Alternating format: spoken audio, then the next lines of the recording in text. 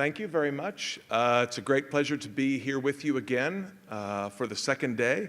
I've had a wonderful visit in Porto Alegre.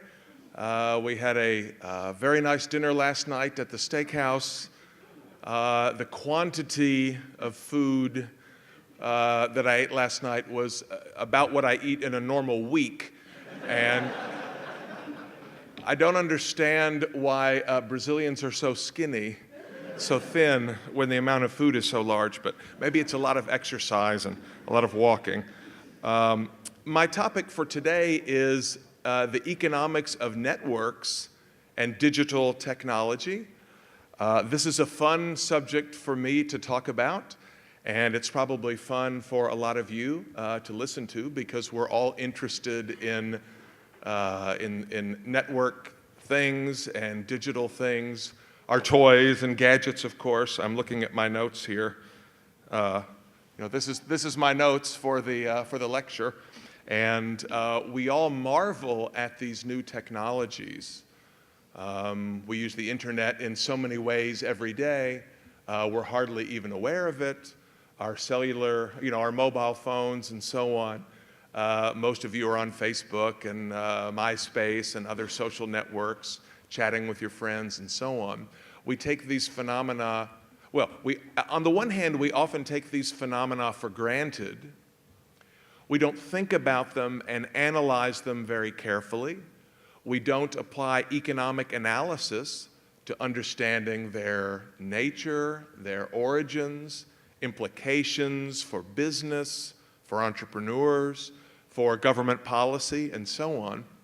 Yet, on the other hand, sometimes when commentators, economists, and policy scholars try to think about networks, try to analyze networks and the digital economy, they come to the wrong conclusions, namely that a networked economy, a digital economy, is so different from, something else, an old economy, that new rules and new theories and new policies need to be applied. Often claiming, for example, that the government must play a much larger role in regulating, in monitoring, making sure that networks are neutral, making sure that competition is fair, because otherwise the market will fail and the market will not work correctly. And so what I want to do today is to take something of a balanced view and to explain the ways in which, talk about ways in which networks and digital technology make our lives better, make entrepreneurs able to do things they couldn't do before, to explain the role of entrepreneurship in the digital economy, while at the same time puncturing or deflating some myths that are very common in the literature about how digital markets fail, how the market fails in the face of network externalities and first mover advantages and increasing returns and so on.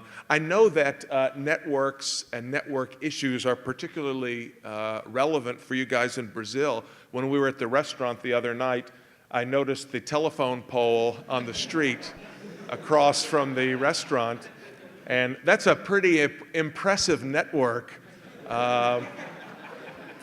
We don't have networks that have that many nodes and that many wires at my home, but I found that pretty impressive. There is a lot of excitement about the new economy, the networked economy, the digital economy in many, many walks of life. What sorts of things do people have in mind? Well, just observing the ways in which people are networked, connected today, and comparing that to things of the past is, of course, extremely important and gets a lot of attention.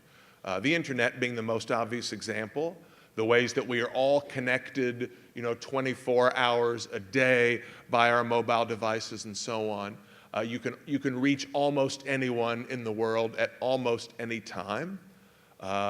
Some people even enjoy the rare moments when they can be on an airplane, perhaps, and the office can't call, and give you an assignment or something. And of course that is already changing on many flights and will probably soon change on all flights. I don't know, in Brazil, maybe you can go into the rainforest, maybe you can go deep into the heart of the Amazon and you don't have any signal on your wireless device. But maybe I'm wrong. Maybe there are internet hotspots all over the Amazon.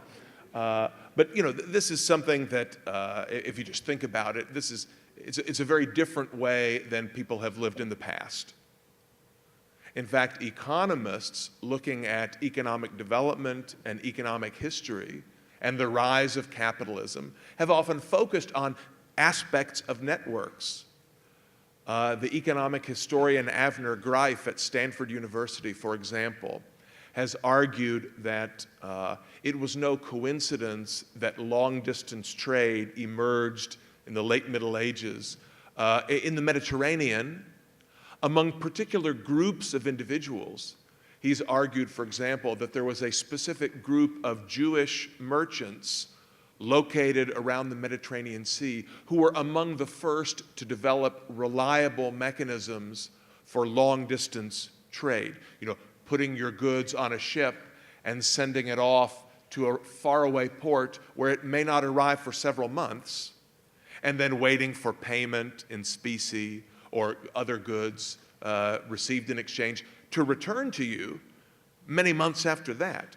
So there's obviously a high degree of trust that would be required for any merchant to send things a long distance, not knowing whether he'll ever get paid. As you think about our discussion yesterday of entrepreneurship, there's a lot of uncertainty here. And you think no sane person would do that, would exchange anonymously with unknown trading partners at a great distance. But as Greif points out, those who developed these trading mechanisms were not doing it anonymously. They were trading with other people who were within their ethnic, cultural, and religious subgroup. They kept very accurate records of the identities of different traders, their trading behavior in the past. There were strong incentives to develop favorable reputations for honesty and reliability. How many of you have bought or sold something on eBay, or the Brazilian equivalent of eBay, where you trade on an auction site? The reason that eBay works, of course, is because after you trade, you have an opportunity to rate the seller.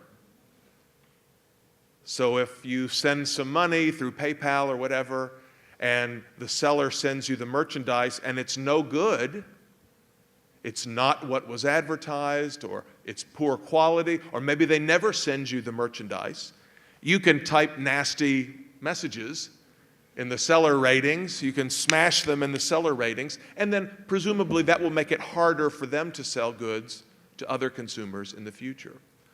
So there's a strong reputation mechanism that allows anonymous trade at a distance to take place.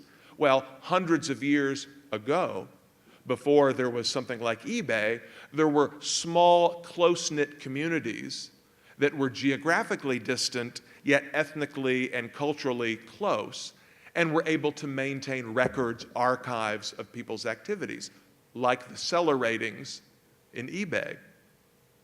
My point is that modern economic historians have demonstrated that it was the network effect of trade that allowed for the beginnings of the commercial revolution, and then, of course, later the industrial revolution, and so on. So what was very rare and difficult and challenging for our ancestors, in this sense, is very easy for us today. Many commentators have remarked on the role of knowledge, or more generally, intangible resources, as the source of profitability or competitive advantage. So it is said, for instance, in the old economy, the way for a company to be successful was to have lots of physical, tangible resources: land, factories, machines, raw materials. And of course, those are still important today, but you have companies like Google and Facebook, Twitter, and so on, that don't have a lot of physical infrastructure, or at least the physical infrastructure that they have, lots of computers, or what they call server farms, right, are not unique. Anybody can have those. What these companies have is knowledge, information, reputation in the marketplace. In other words, the resources that generate the biggest kinds of competitive advantage, it is said, nowadays are much more likely to be intangible resources. And this, it is said, is sort of marks a fundamental difference between the new economy and the old. I'm sure you've all heard of Moore's Law.